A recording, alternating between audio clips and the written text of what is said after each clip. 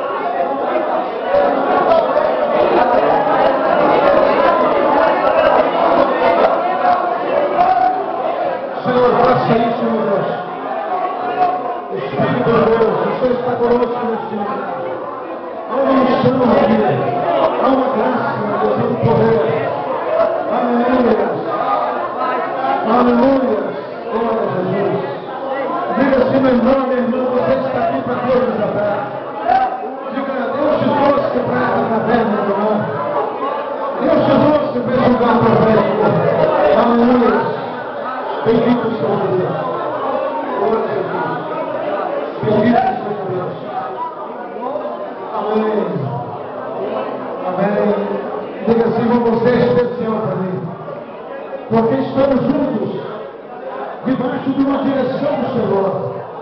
Amém. Você crê nisso, amados? Se você crê nisso, glorifica a Deus muito forte. Amém. Diga, eu estou livre para ser grandemente abençoado por esta caverna. Amém. Graças a Deus. Aleluia. Tem opção aqui, né? Amados, essa é a segunda coisa que a gente vai fazer aqui, que eu acho muito importante. Há uma tendência nossa de